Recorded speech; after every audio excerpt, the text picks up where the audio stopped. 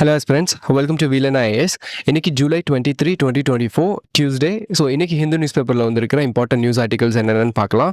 So நம்ம எடுத்துருக்கிறது வந்து Chennai Edison. So இதில் இன்னைக்கு நம்ம பார்க்க போகிற டாபிக்ஸ் வந்து first heat stress on labour productivity. So heat wave மூலியமாக ஹீட் ஸ்ட்ரெஸ் வந்து கிரியேட் ஆகுது, அதனால எப்படி லேபர் ப்ரொடக்டிவிட்டி வந்து அஃபெக்ட் ஆகுது அப்படின்னு எடிட்டோரியல் ஆர்டிகல் வந்திருக்கு. ஸோ அது பார்க்க போகிறோம்.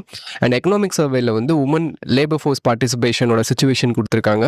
ஸோ அதை ஓவர்வியூ பார்க்க போகிறோம். அண்ட் எம்ப்ளாய்மெண்ட் கேரண்டி ஸ்கீம் வந்து it's not indicative of unemployment situation in India அப்படின்னு சொல்லி கொடுத்துருக்காங்க. அது பார்க்க போகிறோம்.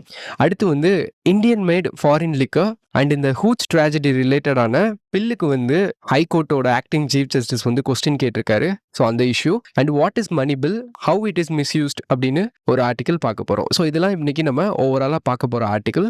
ஸோ இந்த பிடிஎஃப் வந்து உங்களுக்கு வேணும் அப்படின்னா அது நம்மளோட டெலிகிராம் சேனலில் இருக்குது, லிங்க் டிஸ்கிரிப்ஷனில் கொடுக்குறேன், நீங்கள் அதில் போய் டவுன்லோட் பண்ணிக்கலாம். அண்ட் வாங்க இன்னைக்கான ஃபர்ஸ்ட் ஆர்டிக்கல் என்ன அப்படின்னு டீட்டெயிலாக பார்க்கலாம். Heat stress is more than a degree of concern அப்படின்னு டைட்டில் கொடுத்துருக்காங்க. இந்த ஆர்டிக்கலில் ஹீட் ஸ்ட்ரெஸ் எப்படி லேபர் ப்ரொடக்டிவிட்டியை இம்பாக்ட் பண்ணுது அண்ட் ஃபியூச்சர் எப்படி இருக்கும், அதுக்கான சொல்யூஷன்ஸ் என்ன அப்படின்னு சொல்லி டிஸ்கஸ் பண்ணியிருக்காங்க. இப்போ ரீசெண்ட் டைமில் நம்ம நியூஸ் பேப்பர் எடுத்தோம் அப்படின்னா இந்த ஹீட் வேவ் ரிலேட்டட் இஷ்யூஸ் தான் நம்ம பார்த்துட்டு இருக்கோம். பர்டிகுலராக இந்த ஹீட் வேவ் வந்து எப்படி வல்னரபிள் செக்ஷன்ஸை வந்து இம்பாக்ட் பண்ணுது அப்படின்னு சில நியூஸ் ஆர்டிக்கல்லாம் நம்மளே டிஸ்கஸ் பண்ணியிருக்கோம். ஃபார் எக்ஸாம்பிள் உமனை எப்படி இந்தியாவில் அஃபெக்ட் பண்ணுது அண்ட் எப்படி சில்ட்ரனோட ரைட் டு பிளே இம்பாக்ட் ஆகுது அப்படின்ற பெர்ஸ்பெக்டிவ்லலாம் நம்ம பார்த்துருக்கோம். அதே லைனில் இந்த ஆர்டிக்கலில் ஹீட் ஸ்ட்ரெஸ் எப்படி லேபர் ப்ரொடக்டிவிட்டியை வந்து குறைக்கும் அப்படின்னு டிஸ்கஸ் பண்ணியிருக்காங்க.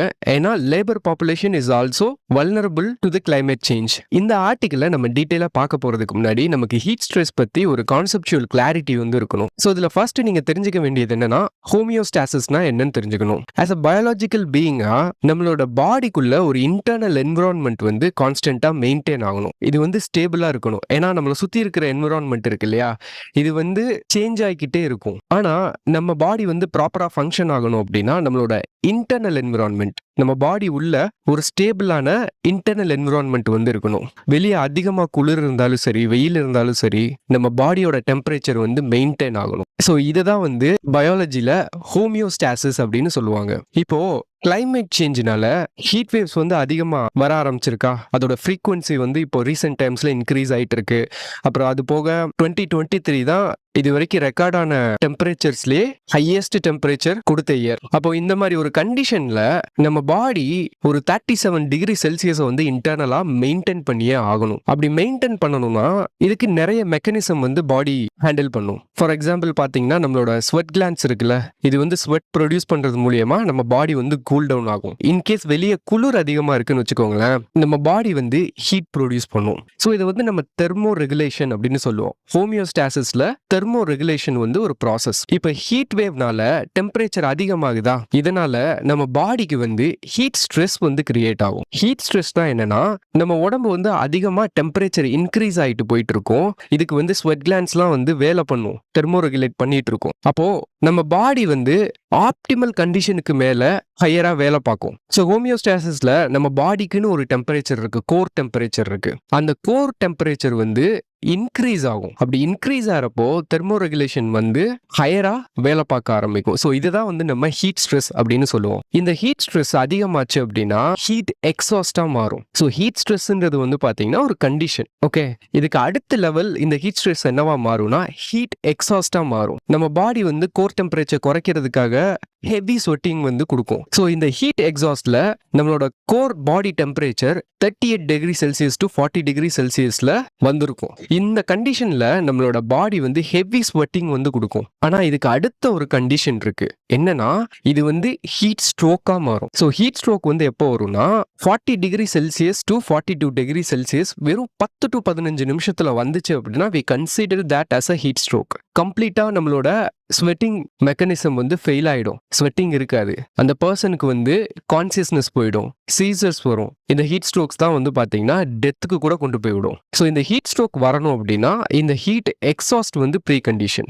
ஹீட் எக்ஸாஸ்ட்டுக்கு வந்து ஹீட் ஸ்ட்ரெஸ் வந்து ப்ரீ கண்டிஷன். ஸோ இந்த ஆர்டிக்கல்ல ஹீட் ஸ்ட்ரெஸ்ஸோட கான்சிக்வன்சஸ் தான் நம்ம வந்து பார்க்க போறோம். ஸோ ஃபர்ஸ்ட் வந்து பாத்தீங்கன்னா இந்த ஹீட் ஸ்ட்ரெஸ்னால என்ன பிரச்சனைனா பர்டிகுலர்லி லேபர் ப்ரொடக்டிவிட்டி வந்து பார்த்தீங்கன்னா இம்பாக்ட் ஆகும். லேபரோட எஃபிஷியன்சி, லேபர் ப்ரொடக்டிவிட்டி வந்து இம்பாக்ட் ஆகும். அண்ட் இந்த ஆர்டிக்கல் என்ன கொடுத்துருக்காங்கன்னா, inter governmental panel on climate change, so அவங்களோட ரிப்போர்ட் படி இந்த ஹீட் ஸ்ட்ரெஸ்னால என்னென்ன இம்பாக்ட் வரும்னு சொல்லியிருக்காங்க. சரி, இதனால வந்து பார்த்தீங்கன்னா கண்டிப்பாக ஹீட் எக்ஸாஸ்ட் போகும், ஹீட் ஸ்ட்ரோக் கண்டிஷன் போகும். இப்போ ஹீட் ஸ்ட்ரோக் கண்டிஷன்லாம் வந்துச்சுன்னா organ failure, both mental and physical damage எல்லாமே நடக்கும் அப்படின்னு சொல்லிட்டு இந்த ஆர்டிக்கல்ல எக்ஸ்பிளைன் பண்ணியிருக்காங்க. அண்ட் இதுல வந்து ILO ஃபைண்டிங்ஸ் கொடுத்துருக்காங்க, டேட்டா கொடுத்துருக்காங்க. ஸோ இந்த டேட்டால நம்ம பார்க்க வேண்டியது என்னன்னா, ஓவராலா குளோபலி வந்து இந்த working hours, labour working hours இருக்குல்ல, இது வந்து 2.2% குறைஞ்சிரும் அப்படின்னு சொல்லியிருக்காங்க. ஸோ இதனால நமக்கு ஜிடிபி லாஸ் வந்து எவ்வளவு இருக்குன்னா 2400 பில்லியன் US$ இருக்கும் 2030. இது வந்து ப்ரெடிக்ஷன். ஸோ இந்த 2.2% இருக்குல்ல, ஸோ இந்த இதுல அதிகமா அஃபெக்ட் ஆக போறது யாரு அப்படின்னா அக்ரிகல்ச்சர் அண்ட் கன்ஸ்ட்ரக்ஷன் செக்டார் தான். ஸோ அக்ரிகல்ச்சர்ல வந்து இந்த ஒர்க்கிங் ஹவர்ஸ் வந்து ரொம்ப டிராஸ்டிக்காக குறையும், 60%. அதே மாதிரி கன்ஸ்ட்ரக்ஷன் ஒர்க் வந்து பார்த்தீங்கன்னா 19%. இட் இஸ் ஆப்வியஸ், ஏன்னா அக்ரிகல்ச்சர், கன்ஸ்ட்ரக்ஷன் இது எல்லாமே expose to the sunlight. Okay, so these are the worst affected industries.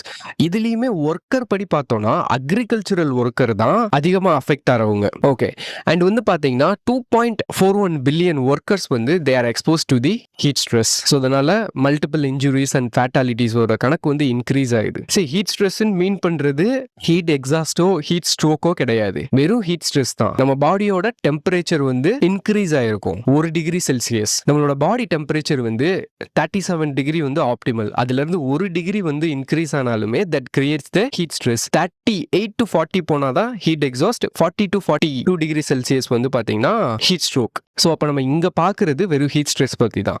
So heat ஸ்ட்ரெஸ்னால என்ன நடக்கும் அப்படின்னா, இப்போ ஒர்க் பிளேசஸ்ல வந்து ஆக்சிடென்ட்ஸ் நடக்கும் பார்த்தீங்களா, ஃபைட்டாலிட்டிஸ். ஸோ அது இன்க்ரீஸ் ஆகிறதுக்கு இது வந்து மெயின் காரணமாக இருக்குது. ஓகே, அண்ட் வந்து இந்த ஆர்டிக்கலில் இன்னொரு டேட்டா கொடுத்துருக்காங்க. என்னன்னா, ஏசியா அண்ட் பெசிபிக் ரீஜன் தான் இருக்கிறதுலே ஹையஸ்டா இம்பாக்ட் ஆகிற ரீஜன். இங்கே வந்து இந்த டோட்டல் ஏசியா பெசிபிக்ல ஜிடிபி லாஸ்ட் வந்து 2030 எவ்வளோ இருக்கும் அப்படின்னா 2.3% இருக்கும் அப்படின்னு ப்ரெடிக்ட் பண்ணியிருக்காங்க. அதுவும் இதுலேயுமே தாய்லாந்து, கம்போடியா, இந்தியாவுக்குலாம் வந்து 5% இருக்கும் அப்படின்னு எக்ஸ்பெக்ட் பண்றாங்க.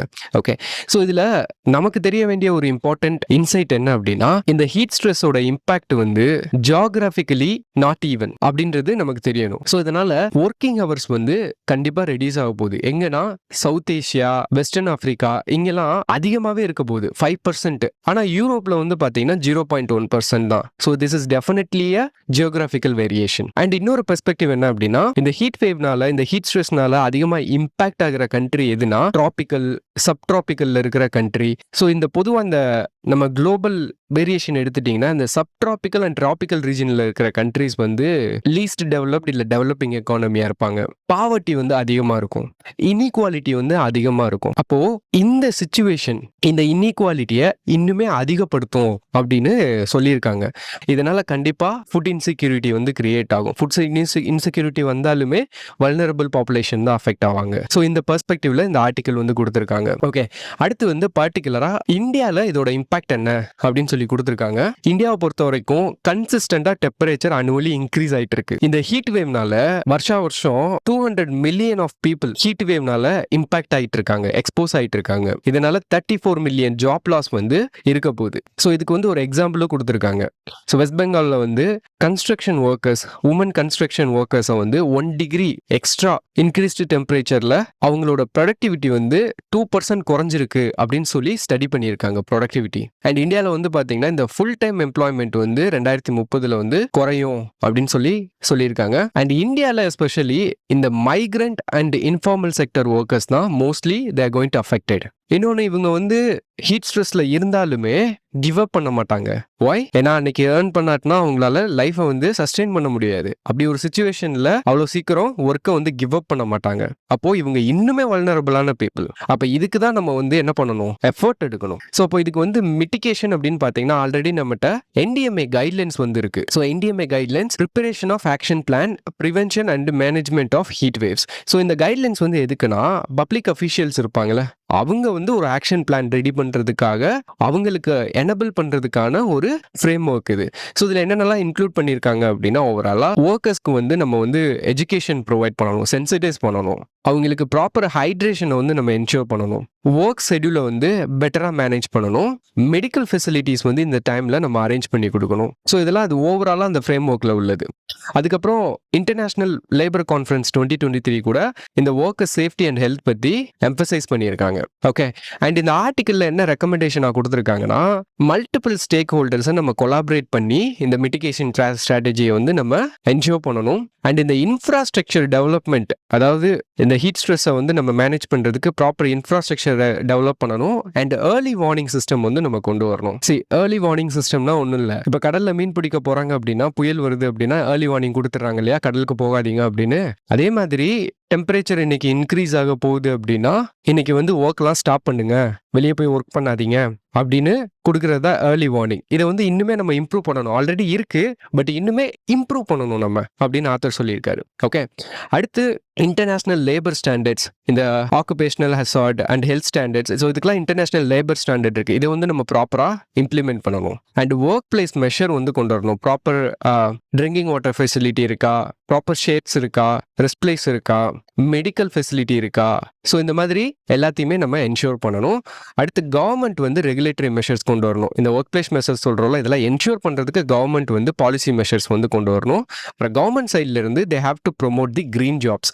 ஸோ கிரீன் ஜாப்ஸ்ன்றது எந்தெந்த ஜாப்லாம் என்விரான்மெண்ட்டை ரீஸ்டோர் பண்ணுற ஆக்டிவிட்டி பண்ணுதோ that is the green job. Okay, so இதுக்கு எக்ஸாம்பிளாக வந்து renewable energy, waste management, sustainable agriculture. So இதெல்லாம் நம்ம வந்து எக்ஸாம்பிளாக சொல்லலாம். ஸோ இந்த ஆர்டிக்கல் நம்மளோட எக்ஸாமுக்கு வந்து ரொம்ப முக்கியமான ஆர்டிக்கல். இது நம்மளோட சிலபஸ்ல பேப்பர் 1, பேப்பர் 2, பேப்பர் 3, பேப்பர் 4 எல்லாத்தோடையும் நம்ம லிங்க் பண்ண முடியும். அதனால இது வந்து ரொம்பவுமே இம்பார்ட்டன்ட் ஒரு ஆர்டிக்கல். ஸோ அதனால ப்ராக்டிஸ் கொஸ்டின் வந்து எழுதிக்கோங்க.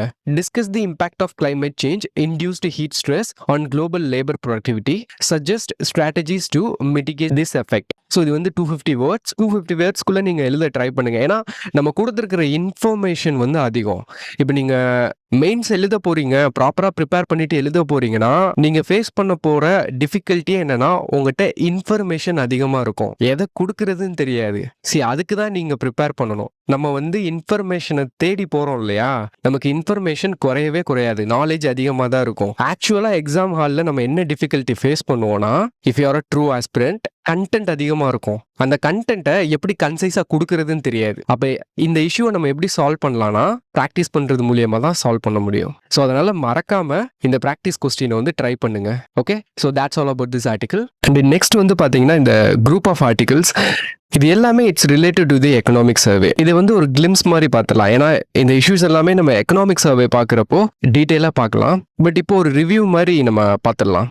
இதில் India has shifted to women-led development, female labor force participation, rate rising அப்படின்னு கொடுத்துருக்காங்க. இந்த லேபர் ஃபோர்ஸ் பார்ட்டிசிபேஷனை பொறுத்த வரைக்கும் ஓரளவுக்கு நமக்கு மேக்ரோ எக்கனாமிக் பெர்ஸ்பெக்டிவ் என்னன்னு நமக்கு ஆல்ரெடி தெரியும். It is increasing. அது பர்டிகுலராக ரூரல் ஏரியாவில் இன்க்ரீஸ் ஆகுதுன்றது நம்ம இப்போ ப்ரீவியஸ் வீடியோஸ்லாம் நம்ம டிஸ்கஸ் பண்ணோம். எப்படி இந்த ஃபீமேல் லேபர் ஃபோர்ஸ் பார்ட்டிசிபேஷனை நம்மள அன்எம்ப்ளாய்மெண்ட் சுச்சுவேஷனுக்கு ஒரு சொல்யூஷனாக மாற்றலாம், அதுக்கான ஸ்ட்ராட்டஜிஸ் என்னென்ன அப்படின்னு சொல்லி நம்ம ஆல்ரெடி பார்த்துருக்கோம். ஸோ அதே பெர்ஸ்பெக்டிவ்ல தான் வந்து பார்த்தீங்கன்னா இந்த ஆர்டிக்கிளும் வந்து எக்கனாமிக் சர்வேல கொடுத்துருக்காங்க.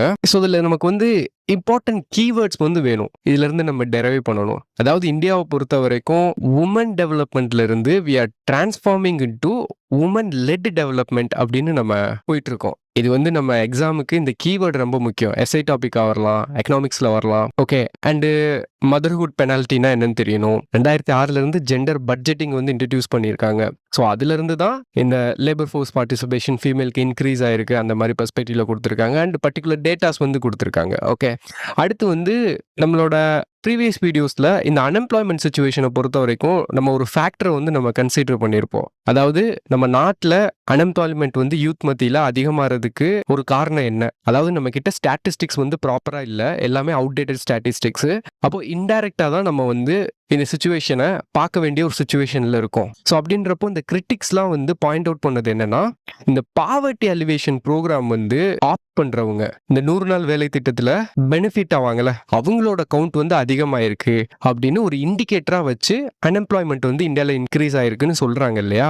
ஸோ அதை கவுண்டர் பண்ற மாதிரி எக்கனாமிக் சர்வேல வந்து கொடுத்துருக்காங்க, டேட்டா கொடுத்துருக்காங்க. என்னன்னா இந்த எம்ஜிஎன்ஆர்ஏகா வந்து இந்த ஸ்கீம்ல அதிகமா ஃபண்ட் யூட்டிலைஸ் பண்றது கேரளா, தமிழ்நாடு தான். ஆனா இங்கெல்லாம் வந்து பாத்தீங்கன்னா கண்ட்ரிலேயே less than 1% of the poor population இங்க தான் ரிசைட் பண்றாங்க. ஸோ அப்படின்றப்போ இந்த அன்எம்ப்ளாய்மெண்ட்னால தான் இந்த ஸ்கீம் வந்து அதிகமாக யூட்டிலைஸாக பண்ணிட்டு இருக்காங்க அப்படின்றது வந்து தப்பு. இது வந்து it does not indicate the distress in the economy அப்படின்னு டிஸ்கஸ் பண்ணியிருக்காங்க. ஸோ இது ஒரு ஆர்டிக்கிள். அண்ட் வந்து எக்கானமி வந்து 6.5% to 7% வந்து இந்த வருஷம் க்ரோ ஆகும் போஸ்ட் கோவிட்ல அப்படின்ற மாதிரி ப்ரெடிக்ட் பண்ணியிருக்காங்க. ஸோ இது எல்லாமே எக்கனாமிக் சர்வே ரிலேட்டட் ஆர்டிக்கிள் தான். எக்கனாமிக் சர்வேயோட ஜிஸ்ட் பார்ப்போம்ல, அப்போ இன்னுமே நம்மளால தெளிவாக அண்டர்ஸ்டாண்ட் பண்ணிக்க முடியும். Okay, so that's all about it. And next important article பார்க்கலாம். Why don't you consider lifting the ban on toddy? Madras High Court acting Chief Justice ask state government. இப்போ ரீசெண்டாக ஹூச் tragedy நடந்துச்சு இல்லையா? அதுக்கப்புறம் வந்து பார்த்தீங்கன்னா நம்மளோட ஹைகோர்ட்டில் நிறைய பப்ளிக் இன்ட்ரெஸ்ட் லிட்டிகேஷன் வந்து ஃபைல் ஆச்சு. ஸோ அதோட ஹியரிங்ஸ்லாம் போயிட்டு இருக்கு. ஸோ அதில் வந்து ஹைகோர்ட்டோட ஆக்டிங் சீஃப் ஜஸ்டிஸ் வந்து நம்மளோட தமிழ்நாடு ஸ்டேட் கவர்மெண்ட்டை கேட்டிருக்காங்க. டாடி ஷாப்க்கு வந்து பார்த்தீங்கன்னா 1986 வந்து பேன் பண்ணிட்டாங்க. இன்ன வரைக்கும் பேனை வந்து லிஃப்ட் பண்ணல. ஸோ அதனால என்ன நடக்குது அப்படின்னா, இந்த ஹூச் ட்ராஜடி நடந்துச்சு இல்லையா, அதுக்கு காரணமே இதாக தான் சொல்றாங்க. ஏன்னா இந்தியன் மேட் ஃபாரின் லிக்கரை வந்து நிறைய பேரால அஃபோர்ட் பண்ண முடியாம தான் ஹூச்சுக்கு போறாங்க. அதாவது கள்ளசாராயத்தை வந்து வாங்கி குடிக்கிறாங்க. ஸோ இதுல என்னன்னா, ஹூச்னா என்ன, இந்தியன் மேட் ஃபாரின் லிக்கர்னா என்னன்னு நமக்கு தெரியணும். சரி, ரெண்டுக்கும் உள்ள ஒரே ஒரு டிஃபரன்ஸ் என்ன அப்படின்னா, இது வந்து இல்லிசிட், அன்ரெகுலேட்டட். இதோட இன்கிரீடியன்ஸ் வந்து என்ன இருக்கணும், எவ்வளோ அமௌண்ட் ஆஃப் ஆல்கஹால் இருக்கணும் அப்படின்னு கவர்மெண்ட் ரெகுலேட் பண்ணாம வர்றது தான் ஹூச். இதே இது கவர்மெண்ட் ரெகுலேஷனோட ஹைலி ரெகுலேட்டட் லிக்கர் தான் இந்த இந்தியன் மேட் ஃபாரின் லிக்கர். ரெண்டுக்கும் உள்ள மைன்யூட் டிஃபரன்ஸே இது மட்டும்தான். இது ரெகுலேட்டட், இது unregulated. Indian made foreign liquor இருக்கு இல்லையா, அதாவது ஃபாரின்ல வந்து பாத்தீங்கன்னா சில லிக்கர் பிராண்ட்ஸ் இருக்கும். அந்த பிராண்ட்ஸ்க்குன்னு ஒரு ப்ரொசீஜர் இருக்கும். இப்போ விஸ்கியா இருக்கட்டும், ஜின்னா இருக்கட்டும், ரம்மா இருக்கட்டும், இதுக்கெல்லாம் வந்து பாத்தீங்கன்னா ஒரு ப்ரொசீஜர் இருக்கு. அந்த லிக்கரை வந்து எப்படி ப்ரொடியூஸ் பண்ணணும் அப்படின்ட்டுன்னு. அப்போ அந்த ப்ரொசீஜர் வந்து ரொம்ப டைம் கன்சியூமிங்காக இருக்கும். ஒரிஜினல் குவாலிட்டியில் நம்ம அதை ப்ரொடியூஸ் பண்ணணும் அப்படின்னா it takes lots of time. இது வந்து வெஸ்டர்ன் கண்ட்ரிக்கு ஓகே, பாப்புலேஷன் கம்மி அண்ட் அங்கே வந்து லிமிட்டாக தான் கன்சியூம் பண்ணுவாங்க. பட் நம்ம நாட்டுக்கு வந்து அது பத்தாது. நமக்கு வந்து ப்ரொடக்ஷன் வந்து அதிகமாக இருக்கணும். அதே மாதிரி பார்க்கறதுக்கும் அட்ராக்டிவாக இருக்கணும். அதனால என்ன பண்ணுறாங்கன்னா, இந்த லிக்கர் இருக்கு பார்த்தீங்களா, லிக்கரில் ஃப்ளேவரை கலந்துருவாங்க. இப்போ நம்மளோட டாஸ்மாக் ஒயின் ஷாப்ஸ்லாம் கிடைக்கிறது வந்து ஃப்ளேவர்டு லிக்கர், அவ்வளோதான். ஸோ இதை தான் நம்ம வந்து இந்தியன் மேட் ஃபாரின் லிக்கர்னு அப்படின்னு சொல்லுவோம். ஸோ இதுக்கு நிறைய பெனிஃபிட் இருக்கு இதை நம்ம வந்து அப்ரூவ் பண்றதுக்கு. ஏன்னா வந்து ஒன்று வந்து அஃபோர்டபிலிட்டி, இன்னொன்று வந்து சீக்கிரம் ப்ரொடியூஸ் பண்ணிடலாம். டாக்ஸ் பெனிஃபிட் இருக்கு, கவர்மெண்ட் இதில் வந்து பெனிஃபிட் ஆவாங்க. ஸோ இந்த மாதிரி நிறைய பெனிஃபிட் இருக்கிறதுனால இட் இஸ் அலௌட். அண்ட் நம்ம தமிழ்நாட்டில் வந்து ஒரு ட்ரெண்ட் போயிட்டு இருக்கு. என்னன்னு பார்த்தீங்கன்னா, உமன்ஸ் மத்தியில் கலர் ஆகணும் அப்படின்னு ஒயின் வந்து கன்சியூம் பண்ண ஆரம்பிச்சிருக்காங்க. I'm sorry to say this, அவங்க கன்சியூம் பண்றது வந்து ஒயின் கிடையாது, it is Indian made foreign liquor. ஏன்னா தமிழ்நாட்டில் எங்கேயுமே அவங்களுக்கு ஒயின் கிடைக்காது. பியோர் ஸ்பிரிட்டில் ஒயின் ஃப்ளேவர் கலந்து கொடுப்பாங்க, தட்ஸ் இட். ஸோ அந்த ஒயினில் நம்ம எக்ஸ்பெக்ட் பண்ணுற ஆன்டி ஆக்சிடென்ட்லாம் அதில் இருக்காது. ஓகே, ஸோ இதுதான் வந்து பார்த்தீங்கன்னா ஓவராலாக ஹூச்சுக்கும் இந்தியன் மேட் ஃபாரின் லிக்கர்ஸ்க்கும் உள்ள டிஃப்ரென்ஸ். இப்போ இதில் வந்து ஏன் வந்து டாஸ்மாகில் மட்டும்தான் இதை வந்து நம்ம விற்கணும், ஏன் கவர்மெண்ட் வந்து மொனாப்பலி வந்து இதில் கொண்டு வந்திருக்காங்க, டாடி ஷாப்லாம் ஓப்பன் பண்ணலாமே. அது வந்து பார்த்தீங்கன்னா இப்போ நீங்கள் கல்லுன்னு எடுத்துட்டிங்கன்னா நம்மளோட டயட்ரி சப்ளிமெண்ட்டாகவே இருந்திருக்கு நம்ம கல்ச்சரில். ஏன்னா இந்த டாடி வந்து ஃபர்மெண்ட் ஆகுறதுக்கு முன்னாடி, அதாவது அது வந்து ஆல்கஹால் பேவரேஜாக மாறுறதுக்கு முன்னாடி it has lot of nutritional benefit, health benefits அப்படின்னு சொல்லியிருக்காங்க. அதே நம்ம கம்ப்ளீட்டாக பேன் பண்ணணும். ஸோ அது ரிலேட்டடாக வந்த பப்ளிக் இன்ட்ரெஸ்ட் லிட்டிகேஷன் தான் இது. Okay, so that's all about this news. And next article text and கண்டெக்ஸ்ட்ல வந்திருக்கிறது, how and when can a bill be defined as a money bill அப்படின்னு கேட்டிருக்காங்க. ஸோ ரீசெண்டாக வந்து நம்மளோட சீஃப் ஜஸ்டிஸ் ஆஃப் இந்தியா வந்து ஒரு பெட்டிஷன் வந்து கான்ஸ்டியூஷன் பெஞ்சுக்காக அப்ரூவ் பண்ணியிருக்காரு. அந்த பெட்டிஷன் வந்து கவர்மெண்ட் மணி பில் ரூட்டை மிஸ்யூஸ் பண்றாங்க அப்படின்னு சேலஞ்ச் பண்ணி போட்டிருக்கிற பெட்டிஷன். ஸோ அதனால இது வந்து டிஸ்கஸ் பண்ணியிருக்காங்க. ஸோ மணி பில் அப்படின்றது வந்து பார்த்தீங்கன்னா நம்மளோட கான்ஸ்டியூஷன்ல ஆர்டிகிள் 1110 இதில் வந்து ஸ்பெசிஃபிக்காக ஒரு 6 மேட்டர்ஸ் வந்து மணி பில் அப்படின்னு சொல்லி கொடுத்துருக்காங்க. ஒன்று வந்து பார்த்தீங்கன்னா taxation, government borrowing, consolidated or contingency fund, appropriation of consolidated fund, and charged expenditure from the consolidated fund, and receipts and audits of the both central and state government. So இந்த 6 specific matters தான் வந்து பார்த்தீங்கன்னா article 1110 படி மணி பில்ல வரும். அதே மாதிரி article 1110 sub clause 1 and ஜியில் வந்து பார்த்தீங்கன்னா இன்சிடென்டல் மேட்டர்ஸையும் நம்ம மணி பில்லா கன்சிடர் பண்ணலாம். இந்த 6 மேட்டர் இருக்கு பார்த்தீங்களா, இதோட இன்சிடென்ட்டா வர்றத மணி பில்லா நம்ம கன்சிடர் பண்ண முடியும். அதுக்கான ப்ரொவிஷன் இது. அண்ட் ஆர்டிகல் 117 வந்து deals with finance bill. Finance பில்ல வந்து மொத்தம் 2 கேட்டகரி இருக்கு. ஒன்று வந்து கேட்டகரி 1, இந்த 6 ஸ்பெசிஃபிக் மேட்டர்ஸ் இன் ஆர்டிகல் 1110 இருக்குல்ல, அதில் ஏதாவது இதில் வரலாம். அண்ட் கேட்டகரி 2ல it does not involve any 6 matters and involves the expenditure from the consolidated fund of India. So இதை வந்து நம்ம ஃபினான்ஸ் பில்லுன்னு சொல்லுவோம். ஓகே, ஸோ இப்போ இந்த மணி பில் இருக்கு பார்த்தீங்களா, மணி பில்க்கு வந்து ஒரு ஸ்பெஷல் ப்ரிவிலேஜ் மாதிரி இருக்கு. என்ன அப்படின்னா, நம்மளோட ஆர்டிகல் 109 படி இந்த மணி பில்ல லோக்சபால மட்டும்தான் இன்ட்ரடியூஸ் பண்ண முடியும். ஸோ இதில் வந்து ராஜ்யசபால இன்ட்ரடியூஸ் பண்ண முடியாது. ஆனால் ராஜ்யசபால டிஸ்கஸ் பண்ணலாம் மணி பில்ல.